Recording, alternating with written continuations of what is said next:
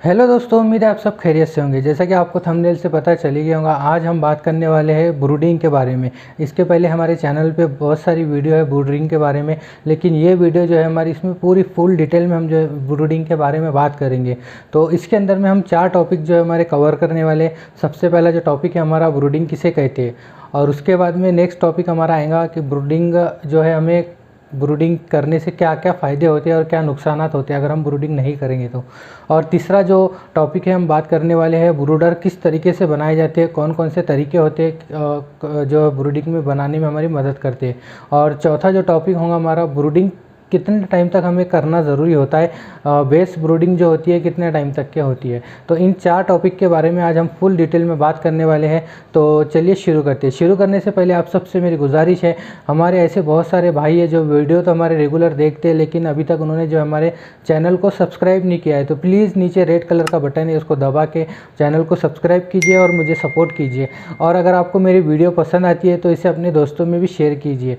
और बहुत से हमारे ऐसे भाई है जो जिन्होंने हमारे वीडियो देखते तो है और उसको सब्सक्राइब भी कर लेते हैं, लेकिन जो वो पुरानी वीडियो नहीं देखते, जिसके अंदर में मैंने बहुत सारी बीमारियों के बारे में बताया है, और फिर मुझे वही कमेंट करते हैं जो ऑलरेडी जिसके ऊपर मैंने वीडियो बना चुका हूँ, जो बीमारी के ऊपर मैंने बता चुका हूँ, उसी के बारे में मुझे फिर से सवाल करते हैं। तो पॉसिबल नहीं होता है कि हर किसी को मैं एक ही जैसा जवाब दूँ। तो इसीलिए प्लीज़ मेरी आपसे गुजारिश है कि आप जो मेरे पुराने वीडियो देखें, अगर उसमें आपको कुछ समझ में नहीं आता है तो फिर आप मुझे कमेंट करिए और मेरे व्हाट्सअप पे मैसेज करिए, तो इंशाल्लाह मैं उसका पूरा जवाब दूंगा। तो जैसा कि आपको पता है, सबसे पहले हम टॉपिक पे बात करते हैं, ब्रूडिंग किसे कहते हैं। तो ब्रूडिंग के अंदर, जिसे ब्रूडिंग जो है हमारा, जैसा हम चूज़े अगर इंक्यूबेटर से निकालते हैं या फिर कैसे भी चूज़े हम रखते हैं, तो उनको जो हीट देते हैं, हम गर्मी देते हैं, लाइट के ज़रिए बोलो या गैस ब्रूडर के ज़रिए बोलो, या फिर अंगड़ी के ज़रिए बोलो, तो उसको जो है हम ब्रूडिंग कहते हैं। यानी एक जगह पे अपने चूज़ों को जमा करके उनको हीट देना, उनको जो जितना उनको टेम्परेचर चाहिए उतना टेम्परेचर देना, तो उसको ब्रूडिंग कहते हैं। तो ये तो होगा हमारा फर्स्ट टॉपिक, ब्रूडिंग किसे कहते हैं। अब नेक्स्ट टॉपिक आता है जो कि बहुत इंपॉर्टेंट है और इसके बारे में जानना हमें ज़रूरी है, क्योंकि अगर हम जान लेंगे कि ब्रूडिंग करने से क्या फ़ायदे होंगे और ब्रूडिंग ना करने से क्या नुकसानात होंगे, तो हम जो है ब्रूडिंग अच्छी तरीके से कर सकेंगे। तो ब्रूडिंग जो है करना इसलिए ज़रूरी होता है कि ब्रूडिंग जो है, जैसे कि आप देखते हैं, मुर्गी जब हमारे मुर्गी के नीचे से अंडे निकलते हैं, तो जो मुर्गी भी होती है तो अपने पूरे चिक्स जो होते हैं, बच्चे होते हैं, उनको अपने पंख के नीचे लेके उनको गर्मी देती है। तो ये नेचुरल प्रोसेस है, तो इसी को हमको करना बहुत ज़रूरी होता है। बच्चे जब भी निकलते हैं, या मुर्गी के नीचे से हो या इंक्यूबेटर से हो या फिर आप कहीं से ख़रीद के ला रहे हैं छोटे बच्चे, तो उनको कम से कम 20 दिन तक हमें ब्रूडिंग, यानी कि उनको लाइट के ज़रिए बोलो या फिर गैस ब्रूडर के ज़रिए बोलो या फिर सिगड़ी के, यानी जो कोयले की भट्टी आती है उसके ज़रिए ब्रूडिंग जो है करना बहुत ज़रूरी होता है। तो ब्रूडिंग करने से सबसे पहले जो हमें फ़ायदा ये होता है कि बच्चे जो है हमारे, उसके अंदर में कोई बीमारी वगैरह नहीं आती है, कमज़ोरी नहीं आती है, और उनकी जो ग्रोथ है वो अच्छी होती है। तो ये सबसे पहला जो है उसके फ़ायदे हैं ब्रूडिंग करने के। दूसरा फ़ायदा ये होता है, अगर आपके पास में मुर्गियाँ है और अगर आप मुर्गी से बच्चे चूज़े निकालते हैं, जैसा कि आपके पास में अगर 4-5 मुर्गियाँ है और उसमें से अगर आपने 3-4 मुर्गियों को बच्चे भी बिठाए, उसने अच्छे माशाल्लाह जो चूज़े भी निकाल दिए, तो अगर आप उनको उस मुर्गी के साथ में अगर छोड़ते हैं, मुर्गी के साथ में उनको चराते हैं, बच्चों को मुर्गी के साथ में ही रखते हैं, तो क्या होता है, मुर्गी जो है अपने बच्चों को छोड़ने के लिए कम से कम 2 से 2.5 से 3 महीने लेती है। तो उस पीरियड में क्या होता है कि 2 से 2.5-3 महीने में आपको जो है एक प्रोडक्शन जो आपका रुक जाता है, उससे जो आपको अंडे वगैरह नहीं मिलती है मुर्गी को, और उसमें जो है क्या होता है, मुर्गी जो सुबह में जल्दी निकल जाती है, तो बच्चों को जो है सुबह की ठंड लग जाती है, इससे बहुत सारी बीमारी आती है। या फिर बाहर से कोई बिल्ली वगैरह, मुंगूस या फिर चील वगैरह जो हमारे बच्चों को खाने का खतरा होता है। तो ऐसी बहुत सारी जो है परेशानी हमें जो है मुर्गी के साथ में अगर बच्चे रखते हैं तो हमें आती है। तो इसलिए जो है, अगर मुर्गी से हम बच्चे निकालते हैं, 5-6 मुर्गी आपके पास में है और उनसे हम बच्चे चूज़े निकालते हैं, तो उनको जो है अलग कर ले और उनको जो है इस तरीके से ब्रूडिंग अगर आप करेंगे जिस तरीके से हम आज बताने वाले आपको, तो उससे फ़ायदा ये होगा आपको। सबसे पहले तो आपकी जो मुर्गी है वो जो है जल्दी अंडे पर आ जाएंगी। आपको जो है 10 से 15 दिन में फिर से वो एक पर आ जाती है अगर आप उसको बच्चे अलग कर लेते हैं। और दूसरा, ब्रूडिंग बच्चे अलग करने का फ़ायदा ये होगा कि आपके बच्चे जो है ये सॉरी बिल्ली वगैरह, कुत्ता वगैरह या फिर चील वगैरह उसको नहीं खाएंगी, तो आपके जो बच्चे हैं वो सेफ़ हो जाएंगे, मरने से भी बच जाएंगे। और दूसरा ये फ़ायदा होगा कि बच्चे अगर मुर्गी से अलग कर लेंगे तो मुर्गी की भी हेल्थ अच्छी रहेंगी और बच्चों की भी हेल्थ जो है हम उनको बचा सकते हैं। ये तो हो गया ब्रूडिंग के फ़ायदे और नुकसान, तो आप अच्छी तरीके से समझ गए होंगे। और दूसरा जो आता है, ब्रूडर हम किस तरीके से बना सकते हैं, ब्रूडिंग हम किस तरीके से कर सकते हैं, ब्रूडिंग को हम कौन कौन से तरीके होते हैं ब्रूडिंग करने के। तो सबसे पहले आप देख रहे हैं ब्रूडिंग के लिए जो एक हमें एक चिक या लोहे का जो ऐसा टप्पर वगैरह आता है, और जैसा कि आप फोटो में देख रहे हैं इस तरीके से गोल बनाना होता है और उसके अंदर में चूज़े रखकर उनको ऊपर से हीट देना होता है लाइट के ज़रिए, या फिर गैस ब्रूडर के ज़रिए, या फिर सिगड़ी के ज़रिए, अपने जो कोयले की भट्टी आती है उसके ज़रिए। तो ये गोल बनाने का फ़ायदा हमारा क्या होता है, सबसे पहले हम इसके ऊपर बात करते हैं। तो गोल अगर हम, जैसे आपके पास में 1000 चूज़े, आप एक साथ उसको 1000 चूज़ों को रखेंगे तो उसमें क्या होगा, अगर लाइट वगैरह गई तो आपको जैसा पता है चूज़े जो है एक कोने में चले जाते हैं और एक के ऊपर एक बैठ जाते हैं और नीचे के जो चूज़े होते हैं वो मर जाते हैं। तो इस तरीके से अगर हम उनको छोटे छोटे ब्लॉक में करेंगे, 100-100 मुर्गे, 200-200 बच्चे अगर उसमें रखेंगे, तो सबसे पहला फ़ायदा ये होगा लाइन जाएंगी तो वो एक के ऊपर दब के मरेंगे नहीं। और दूसरा फ़ायदा ये होगा, अगर बाय चांस खुदा ना खास्ता कोई बीमारी वगैरह इनके ऊपर में आ जाती है, कोई वायरल इन्फेक्शन वगैरह आ जाता है, तो उसको आप जल्द से जल्द जो है एक ही ब्लॉक के बच्चों को अगर आता है तो उसमें से आप निकाल कर उनको चेक करके तुरंत अलग कर सकते हैं और उनका ट्रीटमेंट कर सकते हैं। तो दूसरा फ़ायदा ये होता है। और ब्रूडिंग के लिए लाइट जो है हम किस तरीके से यूज़ कर सकते हैं। तो सबसे पहले आप देख रहे हैं इस तरीके से हम जो है कूलर के टब के अंदर में भी बल्ब लगाकर, जो पुराने हमारे कूलर के ख़राब टब होते हैं उसके अंदर में 4-5 बल्ब लगाकर जो इसको ब्रूडिंग कर सकते हैं।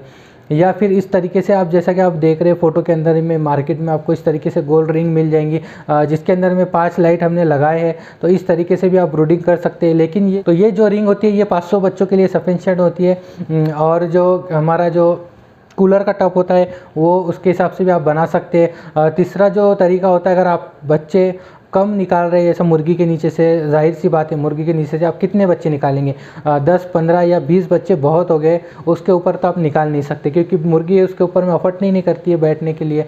तो इतने बच्चे आप निकाल नहीं सकते। अगर आपके पास में ऐसे बच्चे 10, 15, 20, तो आप जो हमारा कार्टून होता है, जैसा कि आप देख रहे हैं इस तरीके से पुट्ठा लेकर उसको जो है उसके ऊपर में लाइट लगाकर भी इसकी ब्रूडिंग कर सकते हैं।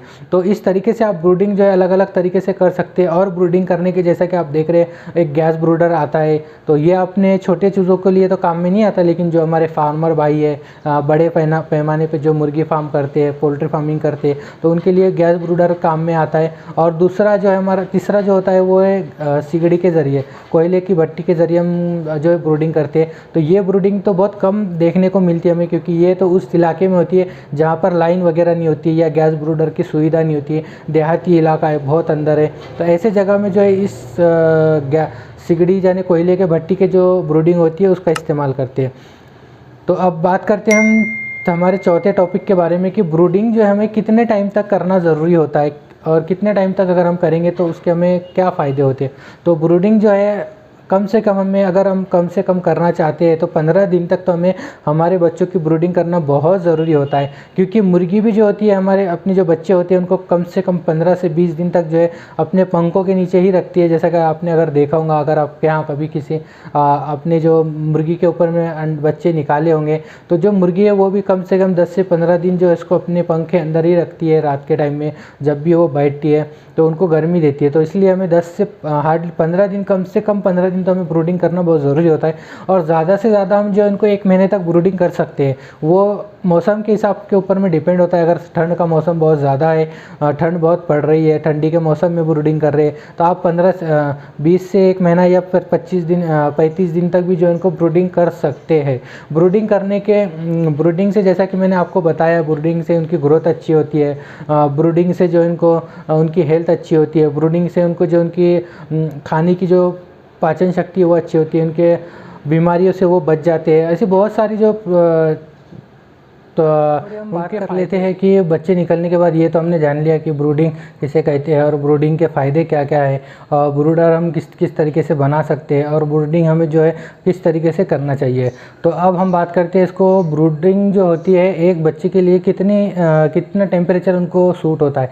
तो एक बच्चे के लिए हमें, अगर ठंड का मौसम है तो 3 से 2 से 3 वेट की जो उनको ज़रूरत होती है, हीट की जो ज़रूरत होती है 2 से 3 वेट की। और अगर वही गर्मी का मौसम है तो आप उनको 1 से 1.5 या फिर 2 वेट बहुत हो गया, उनको जो है हीट दे सकते हो।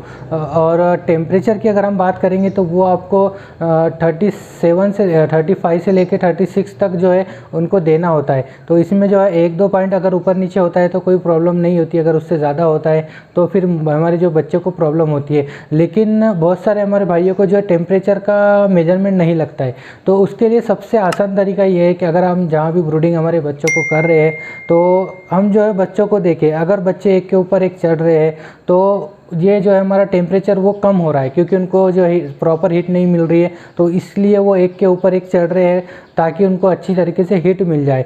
तो ये हो गया टेम्परेचर कम होने के सूरत में जो है उनका जो रिएक्शन होता है इस तरीके से होता है। और अगर बच्चे हमारे कोने में जा रहे हैं, कोने में चले जा रहे हैं, बीच में नहीं रह रहे कोई बच्चे, सब कोने में बैठ रहे हैं, तो इसका मतलब है उनको जो है हीट है वो बहुत ज़्यादा मिल रही है। तो आप इस सूरत में जो है बल्ब जो है हमारे जो भी जितने भी बैठ के आपने लगाए इसको कम कर ले। तो ये 2 तरीके से जो हम इनकी जो है टेम्परेचर का पता लगा सकते हैं बिना कोई थर्मामीटर के, बिना कोई टेम्परेचर के। तो ये सबसे आसान तरीका है। उसके बाद में हम बात करते हैं बच्चे निकलने के बाद हमें क्या करना चाहिए। तो सबसे पहले जो पहला दिन होता है तो उनको जो है हमें गुड़ का पानी देना होता है 24 घंटे के लिए। पूरा एक दिन भी आप उनको गुड़ का पानी दे सकते हैं। गुड़ के पानी देने से बहुत सारे फ़ायदे हैं, जैसा कि मैंने आपको बताया। सबसे जो बड़ा फ़ायदा होता है अगर हम गुड़ का पानी नहीं देंगे तो आप देखते हैं बच्चों के चूज़े के पीछे जो लैट्रिन चिपक जाती है तो उसको जो है डायरिया का प्रॉब्लम कहते हैं। इससे बहुत सारे बच्चे लूज़ होकर मर जाते हैं। तो वो प्रॉब्लम हमारी सबसे पहले बच्चों को नहीं आएंगी गुड़ का पानी देंगे, और उनका जो इम्यूनिटी पावर भी जो है वो बढ़ जाएगा। और फिर उसके बाद में नेक्स्ट डे में जो है इनको हमको सादा वाटर देना है। और उसके बाद में फिर तीसरे चौथे पाँचवें दिन जो है इनको 3 दिन हमें जो है लिक्सेन पाउडर जैसा कि आप देख रहे हैं या फिर टेट्रासाइक्लिन ये देना है। ये दोनों एंटीबायोटिक है, तो ये 2 चीज़ें हमें 3 दिन तक कंटिन्यू देना होता है। तो ये दोनों हमें एक साथ नहीं देना है। अगर लिक्सेन पाउडर आपको पास में है तो आप लिक्सेन पाउडर दे, या फिर अगर लिक्सेन पाउडर नहीं है टेट्रासाइक्लिन पाउडर है तो आप टेट्रासाइक्लिन का पाउडर भी दे सकते हैं। ये दोनों भी एंटीबायोटिक है, तो ये दे। और फिर बाद में जो है नेक्स्ट 5वें 6ठे 7वें दिन ये 3 दिन हमको विमरल जो इनको देना होता है। जैसा कि आप फोटो में देख रहे हैं विमरल यूरबैक कंपनी की काफ़ी अच्छी दवा है, विटामिन की दवा है। इससे जो है फर क्वालिटी भी अच्छी होती है और बहुत सारे इसके फ़ायदे हैं विटामिन के। तो ये हमें देना होता है 3 दिन। जैसा कि आप समझ गए होंगे, पहले दिन निकलने के से पहले दिन जो है मैं इनको गुड़ का पानी देना होता है, नेक्स्ट डे इनको सादा पानी देना होता है। फिर जो है इनको तीसरे चौथे 5वें दिन जो है इनको लिक्सेन पाउडर या टेट्रासाइक्लिन का पाउडर देना होता है। फिर 6ठे 7वें 8वें दिन ये 3 दिन हमें इनको विमरल का पानी देना होता है। इस तरीके से इनको हमें कंटिन्यू करना होता है। उसके बाद में हम बात करते हैं इनको वैक्सीन के बारे में। वैक्सीन कौन कौन सी इनको कब कब कौन से टाइम में देना होता है। तो सबसे पहले तो हमारा चूज़ा निकलता है फर्स्ट डे के दिन, तो उसको हम मैरेक्स लक्स जो आती है वो देते हैं। अगर आप कहीं से खरीद रहे हैं तो वो तो कंपनी वाले ही है, उनको जो है मैरेक्स लक्स लगा सकते हैं। और मैरेक्स लक्स जो होती है वो लगाने का तरीका होता है 1 डे के चूज़े को जो उनकी गर्दन होती है, गर्दन का जो ये भाग होता है उस जगह में उनको देना होता है। और फिर बाद में नेक्स्ट जो डोज आता है, वैक्सीन आती है, वो आती है लसोटा। लसोटा जो है ये 7वें दिन हमें देना होता है, बच्चे निकलने के 7वें दिन। तो जिस दिन हम लसोटा कर रहे हैं या फिर कोई भी वैक्सीन कर रहे हैं उसके 1 दिन पहले उस दिन हमें उनको कोई भी मेडिसिन नहीं देना होता है, सादा फ्रेश वाटर उनको देना होता है। तो इसका हम ख्याल रखें। तो 7वें दिन हम जो है इसको लसोटा देते हैं। फिर 14वें दिन हम इनको गम्बोरो देते हैं। ये हमें 14वें दिन गम्बोरो वैक्सीन देना होता है। उस दिन भी हम गम्बोरो वैक्सीन करें उस दिन जिस दिन हम देते हैं उस दिन हमें कोई भी मेडिसिन नहीं देना है। तो ये 14वें दिन हमें गम्बोरो देना है। फिर 21वें दिन 21 डेज़ यानी 21वें दिन हम इनको फिर से जो है लासोड़ा बूस्टर देना होता है। फिर बाद में इनको जो है फिर इनको फिर से 28वें दिन जो 28 से 1 महीने के अंदर में फिर से इनको बूस्टर देना होता है, गम्बोरो बूस्टर देना होता है। फिर बाद में जो 35 डे या फिर 45 दिन 40 दिन के बाद में आप इनको जो है फॉलफॉक्स की जो एक मेडिसिन आती है वो भी आप उनको दे सकते हो। तो फिर एक 35 से 40वें दिन में हम इनको जो है फंगल इन्फेक्शन की एक मेडिसिन आती है, वो वैक्सीन आती है, वो उसको हमें देना होता है। तो इस तरीके से हमें ये मेडिसिन देना होता है। तो चलिए दोस्तों, उम्मीद है आपको मेरी दी हुई जानकारी पसंद आई। अगर पसंद आई तो प्लीज़ वीडियो को लाइक कीजिए, और अगर आप मेरे चैनल पर नए हैं तो प्लीज़ चैनल को सब्सक्राइब करना ना भूलिए।